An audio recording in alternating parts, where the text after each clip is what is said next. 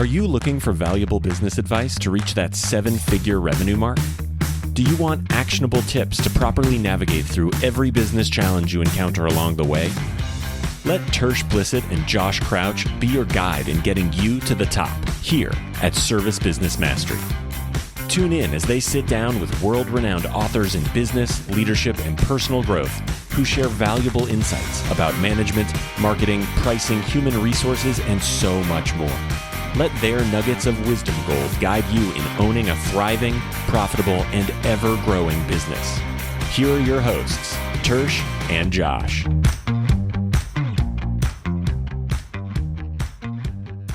Hello, everyone out there in podcast world. Hope you're having a great day. You're listening to the Service Business Mastery Podcast. I'm your host, Tersh Blissett. Today's episode, we have an amazing episode. For those of you who are not in the HVAC, you don't give a care about indoor air quality, what you're breathing. You could care less if your inside of your house is clean or dirty. You can skip to the next episode. But today we're going to talk about how to keep yourself safe, breathe clean air, and provide clients with healthy breathing, and doing it the right way and the ASHRAE way, and kind of taking some of that snake oil salesman pitch type thing out of the equation. I'm super honored and I'm super excited. And I don't know if I said this in the beginning. My name is Tersh. I'm the host of the Service Business Mastery Podcast.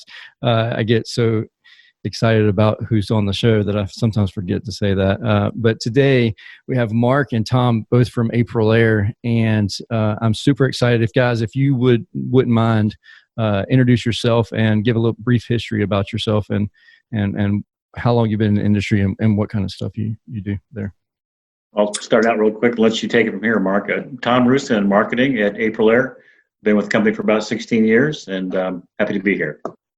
Thank you. And my name is Marc Marchillo. I'm the national sales trainer for AprilAire, and I've been with them for about 12 years now. And I just have a really cool job, you guys. I get to travel around the country and work with probably the most successful, best contractors in America and in Canada. And man, oh man, I learn a lot about how successful contractors are successful. And then I'll be honest with you, I take those ideas and I share them with other people and I pretend that they're mine. So people like me. Yeah, there you go. Yeah. And the thing about it is it's so funny because people even listen to this podcast and they're like, why do you share all this information? Like, aren't you afraid someone's going to steal it and use it? It's like, well, implementation is key. Like, you need to make sure you're actually implementing the stuff that's shared on these podcasts. And that's we can fill ourselves, I can fill our heads with knowledge, but then once you put pen to paper and actually get the work rolling, that's whenever it really shows if you pay attention or not. But today, on today's episode, I'd really like for you to let's come out the gate swinging, so to say. Right now, it's April 22nd. We're in the middle of this pandemic. Hopefully, towards the end of this pandemic with the COVID-19, we're pretty much in like a household lockdown.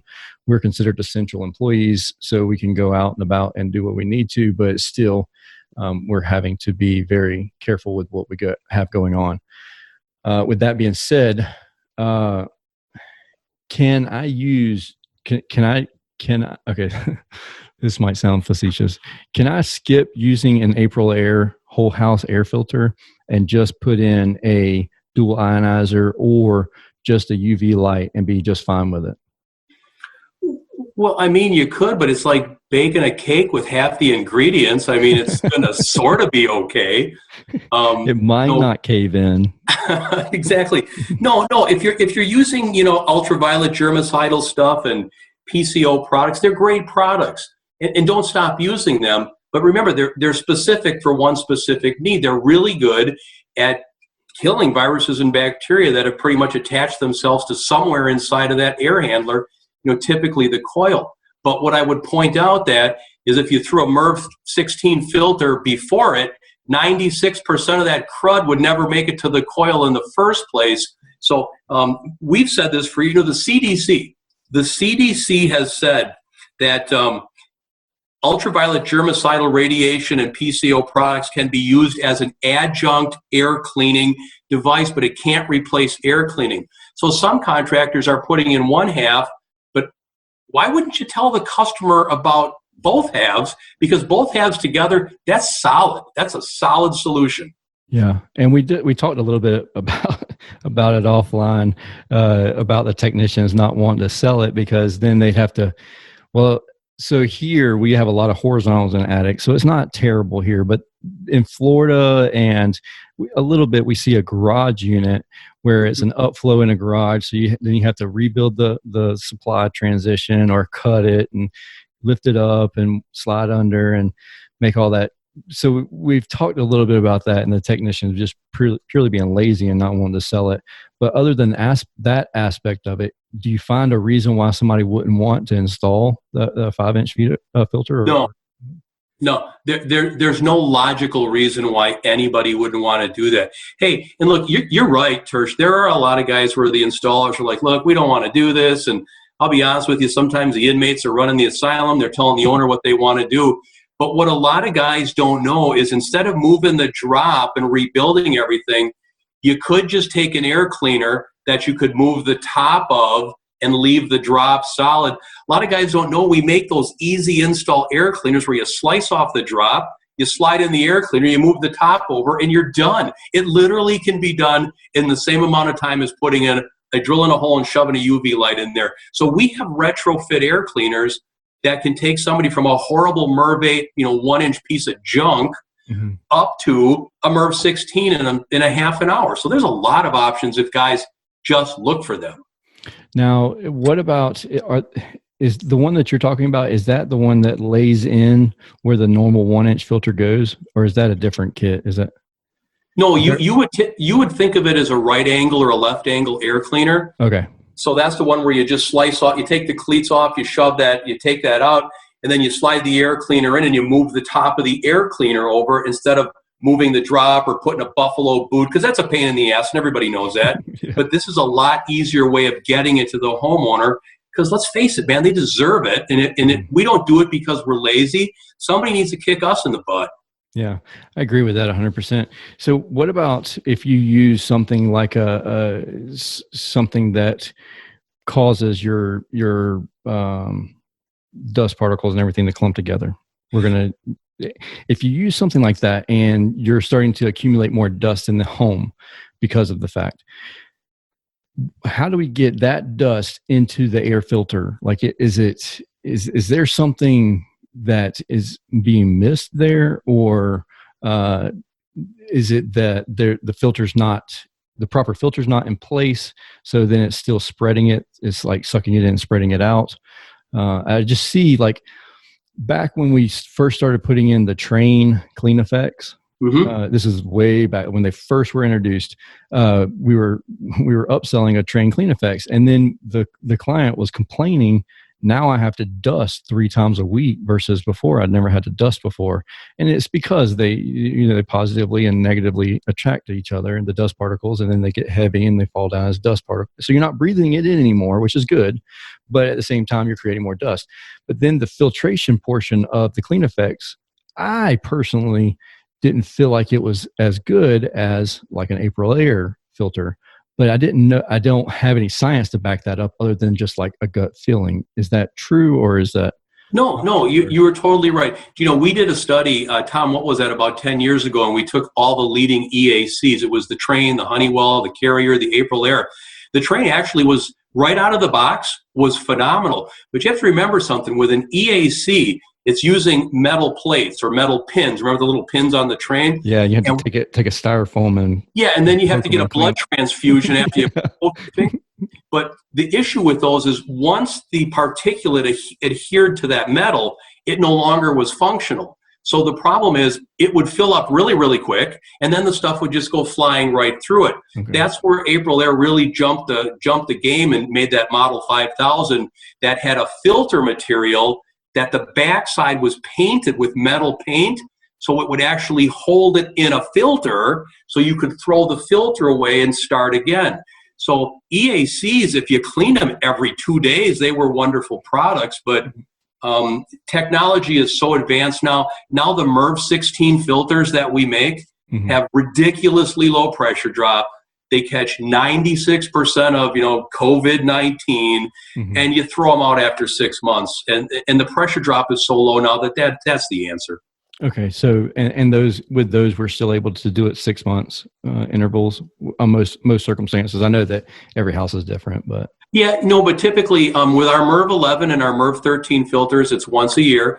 With our MERV 13 carbon, which is the one that takes out the smells, and the MERV 16, it's twice a year because you get a little bit more pressure drop on a 16. But when people look at the pressure drop numbers on this Aprilaire MERV 16, it's ridiculous. It's like 0.21 or 0.22 on a 3-ton system, which is that's crazy, ridiculously low. Yeah, especially for a MERV 16. And that will that filter fit into the housing, or does it have its own housing? That's 40 filters like others. Yeah, you can buy them in their own housing, but you can buy them as standalone filters and upgrade all of the 20 by 25s and the 16 by 25s that are out there. So that's the nice thing about Aprilaire. And I really see the new normal when people are thinking health is a MERV 11 is nice, but a MERV 16 is the virus one. That's the one that you need to put in. Yeah, and the unfortunate thing is people, at least our clientele, they're seeing is if you say MERV anything, they assume it's healthy. So you could say MERV 6 and they're like, okay, cool, it's a MERV filter, so that means we're good. And they don't realize that no, we're not looking for boulder catchers. We're looking for a MERV 16 type filter. Right. And it's very important for the contractor to educate the customer. The thing that I see the most often is for one, fear of being sued, and two, just the fear of ignorance of like not really knowing what you're talking about. So you'd rather just not offer it at all. So you're like, I don't know if MERV 11's not really that much. I don't know if MERV 16 is that much better than MERV 11. So I'm just going to say, I don't know. I'm just going to say MERV 11 is good enough and just ride that. What would you say to that? Like, how do we get educated? I mean, I know your website and obviously AprilAirePartners.com, everybody needs to go there and become educated, but also is there something else, or is that going to be your best bet? No, I mean, there's a lot of stuff out there. For example, like on Aprilaire Partners, we do 2 live webinars every single month. The whole world is invited. They're all recorded. There's 7 or 8 recorded trainings that talk about MERV 11, MERV 13, MERV 16, pressure drop, microns. I mean, you're right, Tersh. It's knowledge, and knowledge is power. And the people that don't have the knowledge, they just put their tail between their legs and they offer the worst thing possible. But, it's not 1983 anymore. MERV 16 filters are really, really good. In the old days of coils freezing up and, heat exchangers cracking, no, 1980 called. It wanted that technology back. Hello, things are much better. And I'm telling you, in the new normal, the guys starting their businesses in about 2 months, you need to be on top of that because homeowners are going to beat you up for health more than anything. Health is going to matter more than price, more than temperature control, more than energy savings. And if you can't talk that story, some dude is going to eat your lunch on a quote that has that on there. So you need to learn to survive. Yeah, and you're not going to be able to price lower to win jobs because the guy that understands that, the lady that understands that, that's a sales service expert and goes into the home and presents all of the benefits and features of indoor air quality, they're going to get the system sale, over you, because even if you're changing out a system for $5,000 or $6,000 and they're changing it out for $16,000, they're still going to get system replacements over you because they can talk the talk, they understand it. You need to educate yourself over and above just going to the classes when they're offered at Baker's or Mingledorff's or Train or whatever. You need to make sure you're educating yourself in your off time also, and I feel like that's extremely important. As far as, do you have any other resources for learning? I mean, I haven't. I'm guilty. I will admit I haven't been to AprilAirePartners.com, at least not recently. I went one time a while back and I was overwhelmed with it, I think, but not recently. So there's a lot of training on there. I mean, there's a lot of video training. There's a lot of unboxing and installing and setup training. And, there's stuff for business owners as far as how to market and merchandise and grow your business and, co-op dollars and stuff. But there's also a lot of meat and potatoes on there for guys that want to know how to wire a control, how you slide an air cleaner in there. And the other thing that Tom and the marketing guys have done is we now have lit up YouTube. If you want, everybody in the world uses YouTube. Mm-hmm. Go in and say, AprilAire Model 700 humidifier. There's going to be unboxing, setup videos, and anybody can watch that stuff on their phone. You can lead a horse, right? But it's all out there, guys. It ain't hard to find. So tell me this: if they have a choice, if they have to choose between UV light and just a 201 filter, what are we going to do there? Well, first of all, they're not going to put in a 201 because that is like 1983. That's old-fashioned. Boy, you haven't been in a game for a while with us, brother. I think that I might have a 201 installed on my unit. That's an old MERV. Look, it was a good piece. It was a MERV 10 back in the day. It's been replaced by what's called a 213 and a 210. But I don't know why there would be a choice between the two. If it's $1,200 or $2,000, you got to give the customer the choice to say yes or no. Don't make that decision for them. And if it's a matter of I can only afford one, well, look, me personally, I do know that the UVC and the germicidal and the PCO stuff will kill a virus and it'll get rid of some bacteria. But I know it won't catch all the crud and the junk that's covering the coil. David Richardson at the National Comfort Institute, he did a study that said if you get 1/8 of an inch of crud on the blower blades on a blower motor, you lose 30% of the efficiency. Yep. And this is ridiculous. So I guess the first thing to do is stick a filter on there and at least give them the efficiency of the equipment you promised them. And remember, filters capture 96%, of the germs and the viruses anyway. So yeah, I would say the filter, but that's just where I would go. And look, I'm not bashing the UV lights. I know installers love to put them in because you drill a hole, you shove it in, you take the check, and you're done. And I get that. But I guess to answer your question, Tersh, I'd go with a high-quality filter first. Now, the filter, so especially right now, can you speak to the filter, the proper handling of the filter? Because if we're changing filters, like even guys that are changing filters, you're changing your AprilAire filters that are on a rooftop packaging, a 2-inch filter, whatever, and they could have the virus in the filter, and it's not dead. Well, actually, that comes up a lot, dude. That's an awesome question. So I've been giving webinars all week talking about that. And look, I'm not a doctor. I don't play one on TV, but I do know a lot about. At a Holiday Inn Express last night? Yeah, something like that. I do know a lot about this thing. Now, here's the deal.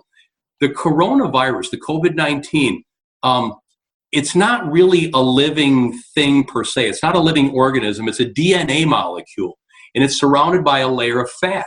Mm-hmm. So what happens is when the fat disappears, like when you wash your hands or whatever, it decays on its own. So the only way that it's living is if it gets in contact with a human cell or an animal cell and it replicates and it mutates and it does all sorts of horrible stuff. But the decay rate is anywhere from a day to about 6 to 10 days, whatever. The point is, if you trap it in MERV 16 jail and you don't let it get near a filter, it's pretty much dead after 6 to 10 days. So you don't have a problem taking that thing out and throwing it in a filter because it's not a living thing. It's got a natural decay rate based on temperature and RH. So the trick is to put a humidifier and a dehumidifier in somebody's house and put them in a sweet spot, because then the things can't live to begin with. So I don't know if that answered your question. What is that sweet spot? What is that the humidity level? The CDC, World Health Organization, everybody's screaming 45 to 60% RH, which is perfect. If you look at the bell curve, those viruses love 20% and they love 80%, but you get them to 50% and they croak. They only last like a couple hours. So the trick is to get them at that sweet spot and avoid that ever happening to a homeowner. Here in South Georgia, you get to a house to 50%. Like everybody in the house is loving you. They're worshiping the ground you're walking on. Well, down there, brother, we sell so many AprilAire whole home dehumidifiers running to the return ductwork. We can get a house at 50%, and they're not having to overcool it. So it's like an icebox, for God's sake. I mean, you can really drop that RH, but that's where the virus disappears. At 50%, it's almost non-existent. So in your neck of the woods, brother, you need dehumidifiers, and up here, we need humidifiers. So are you finding, okay, so with AprilAire dehumidifier, because I've had this question before also, is how much should I expect my electric bill to go up with it? Actually, a lot of people ask that in the beginning, and the answer is really two answers. One, you're going to remember, for every 4% RH you change in that conditioned space, you pick up a 1 degree.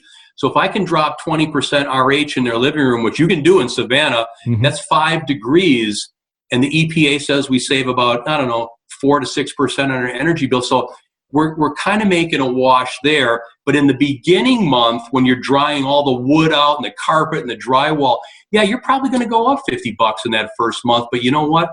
After that, once you level off, man, it's so much more comfortable at such a higher temperature, and people start to see an energy savings on their bill.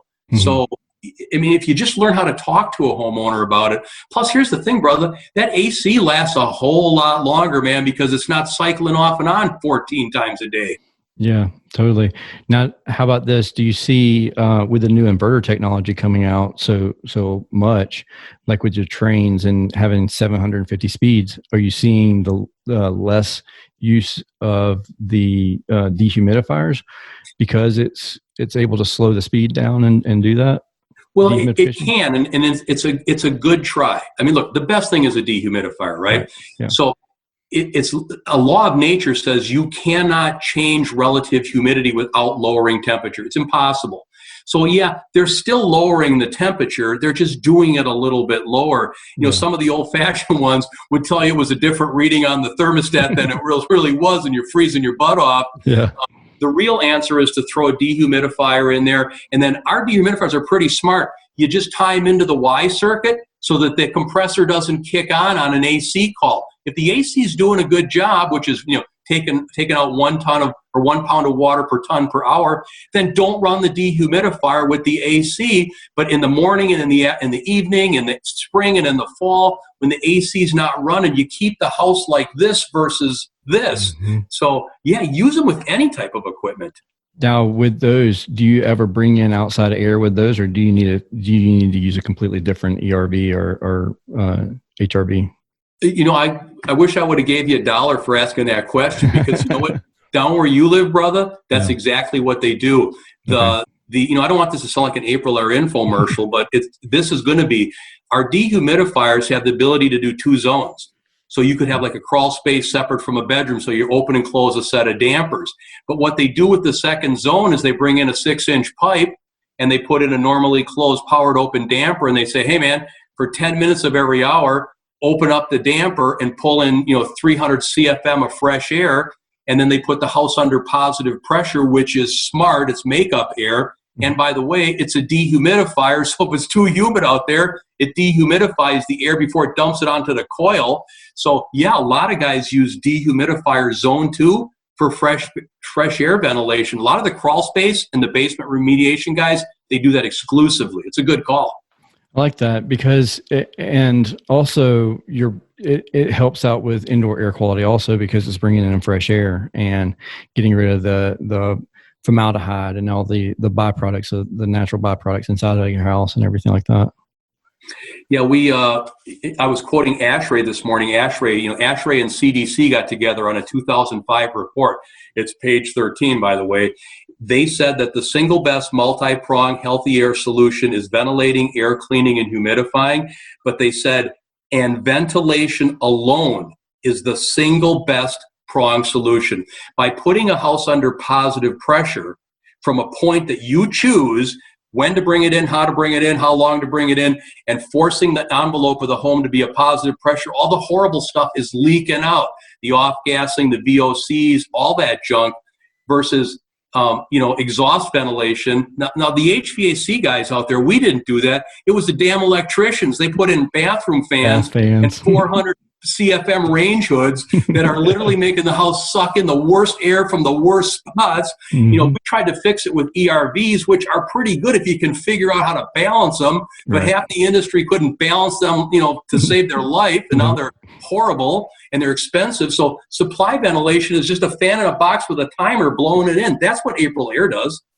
That's awesome, because here at Code, if you spray foam, you have to have fresh air coming in. So a lot of times people were putting in ERVs and HRVs, and I think that this method would be much better use of that fresh air coming in. And like you said, like a lot of people don't realize it, but when they're running that bathroom exhaust fan or the hood fan in their kitchen, unless it's a recirculation hood, it's blowing all that conditioned fresh air, clean air that you've cleaned or potentially cleaned, is blowing it out, and then it's sucking it all in through all these other cracks. And whereas you could have something like this and creating the positive pressure and filtering it. And so would you filter it before it hit the dehumidifier, or would you put it right there at the return like normal? Well, if we're talking about using a fresh air ventilator, which is a little box that we have, that has its own Mervaid filter. The dehumidifier has a Mervaid filter, but it doesn't matter because you're going to dump those both into the return. They're always going into the return ductwork. Then it's going to go through the real filter, the 13 or the 16. But the neat thing about using the AprilAire fresh air ventilators is you have outdoor temperature lockouts. You can say if it's too hot or too cold, don't bring any air in. And you have indoor RH lockouts. If the RH is too high, don't bring any fresh air in. So we'll make up the time at the end of the day. But by having high and low lockouts and an RH lockout, it's really a good piece. Because here's the problem. You have a fresh air ventilator and it's, 89% humidity out in Savannah and it's raining and that thing's sucking in air. I guarantee you that air conditioner is going to freak out and you're going to get a trouble call. So by having a lockout for RH, you're like, hey, don't do it now, but make the time up later at the end of the day. That's what's really smart about the ventilator, is that logic that locks it out on temperature and RH. And it's a simple little control.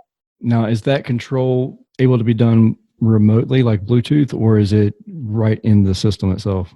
No, what guys do is they just take it and they stick it right on the return.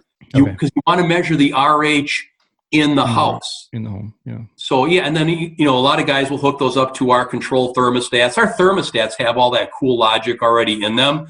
So the homeowner just sits back and they play on their phone and they can do it all right from their phone. They can see the RH on it from the... Absolutely. They can get a warning. They can freak out. They can change stuff. It's pretty cool. And we're seeing a lot of interest now in the new business normal. I mean, let's face it, Tersh, we are HVAC, okay? We're not HAC, heating, air conditioning. We're heating, ventilation, and air conditioning. It's in our freaking name, you guys. So we need to start talking about fresh air ventilation because it's who we are. It's so hilarious. You can go to a supply house and ask a green-ish guy, maybe been doing it for 2 or 3 years. What's the V stand for? I don't know. It's like air conditioning, and you like hear them making up crazy shit. It's like, man, that's scary. Hey, I had a contractor after a webinar. He sent me a thing. He goes, you know what HVAC is going to stand for in a year? It's going to stand for humidifying, ventilating, and air cleaning, brother. That's exactly what people are going to need. Oh, yeah, we can heat and cool your house, too. Yeah, so that's the new normal, man. Yeah, I agree. And especially for contractors who are looking to further the industry and further, like, just in general, and not just try and stick their head in the mud, be an ostrich, and like, hopefully this passes by, and because they're the ones that are going to get passed up for sure. Well, they are. And, if you're a business owner and you understand what adding an additional revenue stream to your business is, or what a profit center is, or if you know how to measure and use KPIs, all these accessories lend themselves to all the KPI measurement growth you can do in your industry. And I will tell you, I hate to say it, but this whole coronavirus thing, I'm reading stuff, it ain't done. It could come back in the fall. Yeah. And if it comes back in the fall, it could be even worse. And the whole idea of selling humidifiers in the fall, though, you know what? Forget it. There's no such thing as a humidifier season.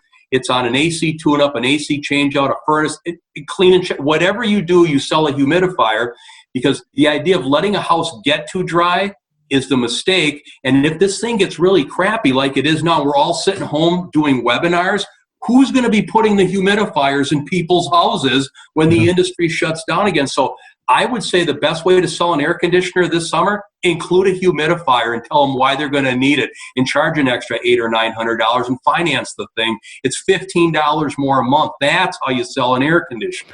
Now, with that, how loud are those compressors? Are they like? I imagine the dehumidifiers.